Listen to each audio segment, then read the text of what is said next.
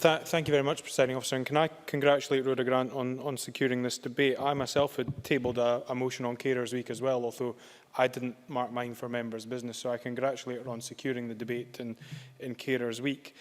I'd thought about what I was going to say this evening, Presiding Officer, because I think Joanne Lamont makes a very good point, is that often we speak in debates in this chamber and those outside watching in often see what they consider to be warm words and platitudes.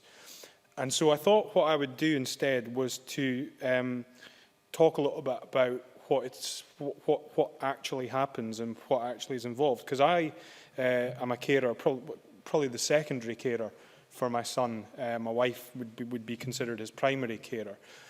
And it occurred to me, reading some of the comments on social media, the impact that caring has on other people and how much of it I recognise myself. The realisation, for example, that there is a strong likelihood that my son will require care and support from us for the rest of his life. There is a strong requirement that that will be the case, and many other people are in that situation of having a child who they know is going to be dependent upon their care and also the care of the state for their whole life, and that they won't experience some of the things that many parents will experience in relation to their children. Obviously, there is hope that there will be other experiences, but many of the things that people would take for granted as being a parental experience aren't always experienced. And there are other things that arise, and one of the things that is often said is that it's different for myself as a carer because I'm an MSP, I have a comfortable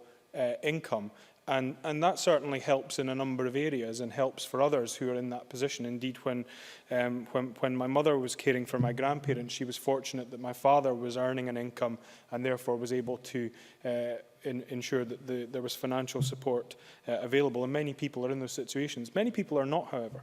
But income will only provide in some areas. The fact that, our life is one of constantly broken sleep, for example. Indeed, until my son was prescribed with melatonin, one of us would have to be in his room until around about midnight, 1 in the morning, before he went to sleep, because if we didn't, he would be through waking up his then baby and toddler sister, and that would create broken sleep for her. Obviously, he would then be up again at 4 or 5 in the morning. So 3 to 4 hour sleeps were becoming a regular occurrence. And that's the same for many people. Many people have to get up through the night in order to administer medication to loved ones. Many people often have to sleep in the same room as loved ones, creating difficult conditions for themselves.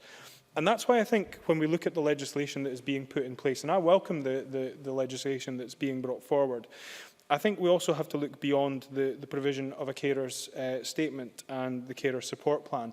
Because where support is identified as being necessary but is not already available locally, what provisions can we put in place to ensure that that is part of the thinking of local authorities and health boards? And sleep counselling, I think, is one of those examples. It's not always available at a local level, but in many instances it can be absolutely vital in ensuring that where there are impacts on the sleep patterns of parents and of siblings, sleep counselling can be a really important assistance. But if there are not trained sleep counsellors available at a local level, having it listed as being something that would be required to support an individual is fine on paper. How do we put it into practice? And that's something I think that we all need to think about when we move this forward, because it is fine for us to put the funding in place for support measures. It's fine for us to put in place the support plan for carers. What we then have to ensure is that when that support plan is in place,